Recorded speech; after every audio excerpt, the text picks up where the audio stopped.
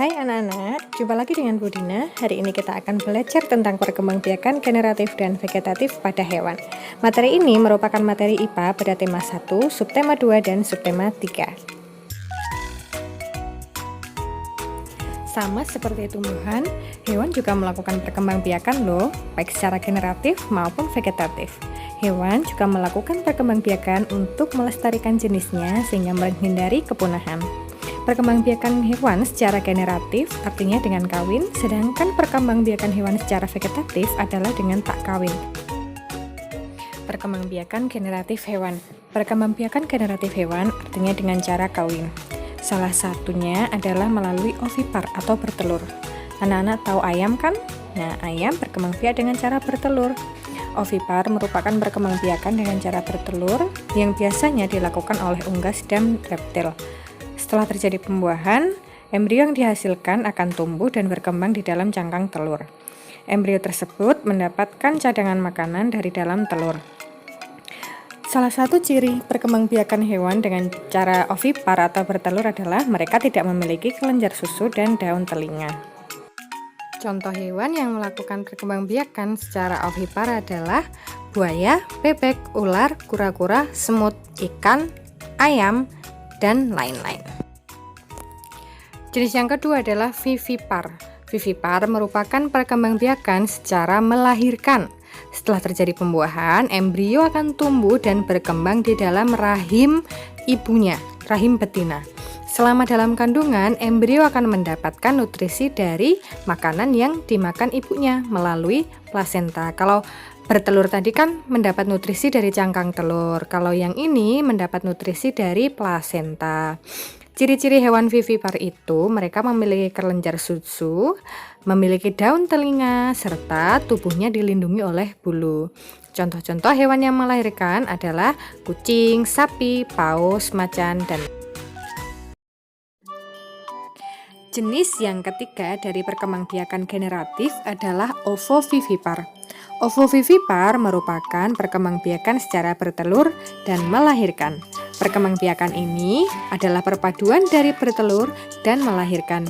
Ketika terjadi pembuahan, embrio yang dihasilkan akan tumbuh dan berkembang di dalam telur. Wah, sekilas mirip ya dengan ovipar atau bertelur. Tapi bedanya, pada ovovivipar, telur tersebut tidak akan keluar dari tubuh induknya. Jika di ayam kan induk akan mengeluarkan telur, tetapi tidak pada ovovivipar. Telur tersebut akan menetas di dalam tubuh induk. Nah, setelah menetas di dalam tubuh induk, barulah anak tersebut lahir lewat tubuh induknya.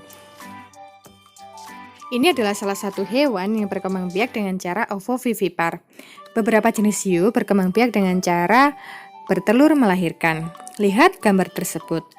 Di dalam tubuh hiu ada telur, hiu betina ya, ada telur yang di dalamnya akan ada calon bayi dari hiu. Nah, di dalam telur, embrio tersebut akan berkembang dan mendapat nutrisinya di dalam cangkang telur. Setelah ia menetas di dalam tubuh induknya, ia akan keluar dalam bentuk hiu kecil atau hiu bayi. Lanjut ke perkembangbiakan vegetatif pada hewan. Nah, perkembangbiakan vegetatif pada hewan itu biasa disebut aseksual atau tidak dengan kawin. Perkembangbiakan ini hanya terjadi pada hewan tingkat rendah. Tingkat rendah itu maksudnya tidak memiliki struktur tubuh sempurna. Mereka tidak memiliki tulang belakang dan anatominya lebih sederhana daripada hewan bertulang belakang. Gimana Bu maksudnya hewan tidak sempurna? Nah, maksudnya hewan tersebut tidak memiliki struktur yang dimiliki oleh hewan-hewan lain, hewan-hewan tingkat tinggi. Biasanya anak-anak melihat macan, kucing, ayam, mereka memiliki tubuh yang lengkap, memiliki struktur yang sempurna, pencernaan yang lengkap, tetapi tidak dengan hewan dengan tingkat rendah. Biasanya mereka hanya memiliki satu sel. Nah, hewan-hewan tingkat rendah tersebut biasanya berkembang biak dengan cara vegetatif nih. Yang pertama, tunas. Hewan yang berkembang biak dengan tunas memiliki tunas kecil di tubuhnya. Perhatikan gambar di bawah. Ada tunas kecil di bagian bawah tubuh hidra.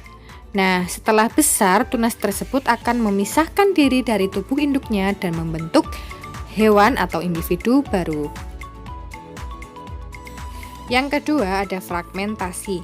Fragmentasi itu cara berkembang biak dengan memutus atau memotong bagian tubuh menjadi dua bagian. Setelah bagian tersebut itu dipotong, akan membentuk individu baru. Contoh hewan yang berkembang biak dengan cara ini yaitu cacing pipih dan cacing pita. Perhatikan gambar ya. Di bagian C, ketika bagian kepala, badan, dan ekor diputus, masing-masing bagian akan membentuk individu baru.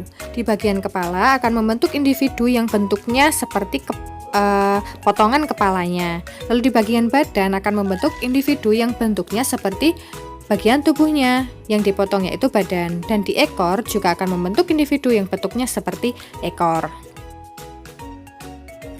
Terakhir dari perkembangbiakan vegetatif adalah membelah diri. Membelah diri dilakukan oleh hewan bersel satu seperti amuba. Ketika membelah diri, inti selnya akan membelah menjadi dua, diikuti dengan pembelahan cairan dan dinding sel. Jadi deh dua individu baru. Terus apa dong bedanya dengan fragmentasi? Kalau fragmentasi kan dari potongan induknya akan tumbuh anggota baru. Kalau membelah diri akan membelah menjadi dua dan langsung menjadi individu yang lengkap.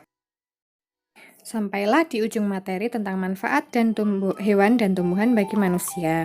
Hewan bisa bermanfaat sebagai bahan pangan, bisa bermanfaat sebagai sandang, sebagai obat-obatan, sebagai perhiasan, untuk membantu pekerjaan manusia, dan untuk percobaan penelitian.